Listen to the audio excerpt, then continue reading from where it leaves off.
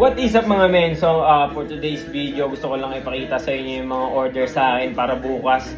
Ito na, tapos na yung 2 days mga men. And feel ko ito na yung umpisa ng surge ngayong bare months. Alam nyo na, holiday season, maraming pera yung mga tao. Marami silang gustong bilhin para sa sarili nila. So papakita ko sa inyo ano yung mga i-release natin bukas. Ito, tignan nyo. So ayan pala yung mga i-release natin para bukas mga men. Ayan, isa-isahin natin yan. Unahin na natin tong gaming laptop ng MSI mga men. So tignan natin, check natin. Ayan o. Itong gaming laptop ng MSI na to pala is ito yung 1015 na Intel Core i5 na yung processor niya. Naka GeForce RTX na rin siya na 3050. 16GB RAM na rin siya and 512GB SSD. So ayan mga men, release natin yan for installment tomorrow. Meron din yung previous na mouse and keyboard na wired. Meron na din yung MSI keychain. Meron na ding MSI na eye delays.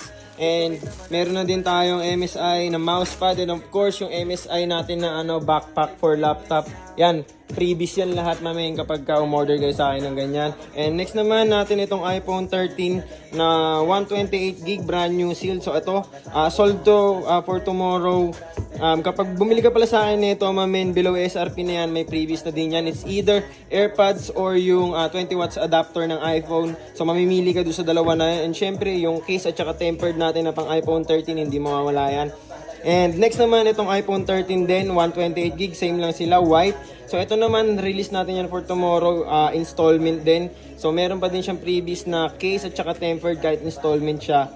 And lastly naman itong iPhone 16 Plus na 256GB brand new sealed with 1 year Apple warranty. NTC approved yan lahat mga men. And meron din siyang previous ng case and tempered syempre. So ayun, kung gusto mong mag-upgrade ngayong bare months ng cellphone mo or laptop mo, alam mo na kung saan ka pupunta. Balnix Gadgets Online, mag-PM ka na dyan o mag-PM ka sa profile ko, Justin B. Balmores. So yun lang, until next time, peace out, brr!